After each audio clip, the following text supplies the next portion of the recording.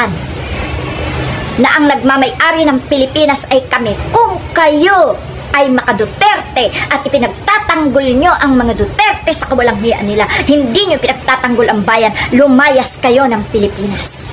At higit sa lahat, sa hitsura mong yan, kayo ang may-ari ng Pilipinas? Parang hindi naman kapanipaniwala. Ang lakas ng loob mong palayasin kami sa Pilipinas. Ang palagay mo sa amin? Manok? Basta na lang hahabugin kami mga DDS? No way! No way. Lula Ebang.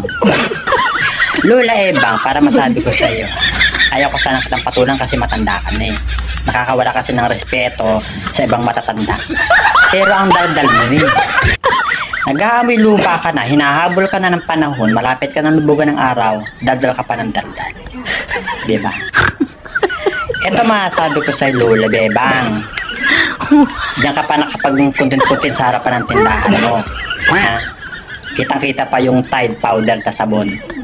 Ang gawin mo, bawasan mo, no? Maligo ka.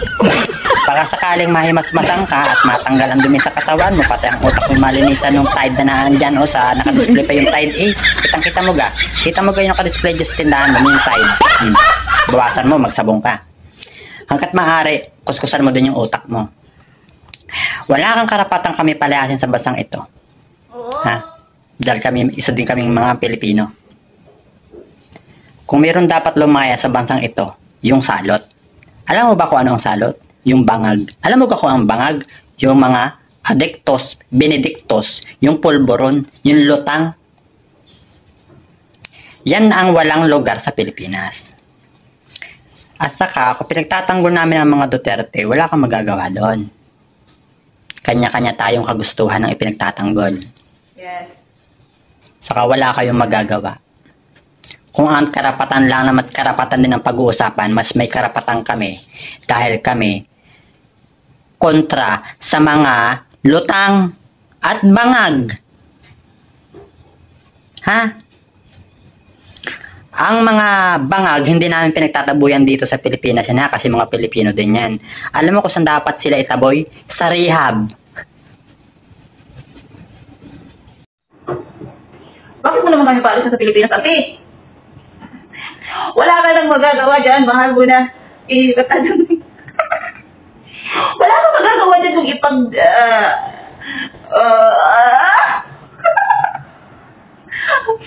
wala kang magagawa kung kami ay DDS. Okay? Kung sumusuporta kami kay Sara. Ayan. Wala ka nang magagawa dyan. Decision namin yan. Buhay namin to. Katawan namin to. Utak namin to. So, huwag mo kaming sasabihin, papalayanin mo kami sa Pilipinas. At sino ka ba? Hindi ka naman presidente. Kahit ka presidente, hindi mo papalayan sa mga Pilipino. Kasi hindi yan sa inyo. Sa ating lahat yan. Okay? Ang bansang Pilipinas ay para sa mga Pilipino. Kaya huwag mong sasabihin na papalayasin mo kami sa Pilipinas. Ang palayasin mo, ang mga bangag, ang mga adik, yan, palayasin mo sila dahil yan silang tumira sa mga kabataan. Yung tumira sa mga kabataan, alam nyo, pag sinira mo yung mga kabataan, kasi yun sila yung magiging, yun sila ang susunod sa atin. Sila yung mga forture Pilipino na mamamahala din sa Pilipinas. Ngayon, pag sinira nyo sila, ay masisira din yung susunod sa kanila. O, yun ang palayasin mo yung mga adik. Okay?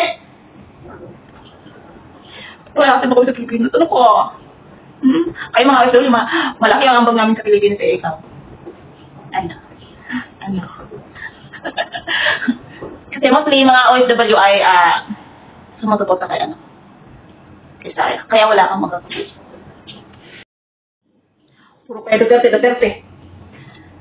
Hindi naman si Duterte ang presidente. Bakit puro kay Duterte? Ha?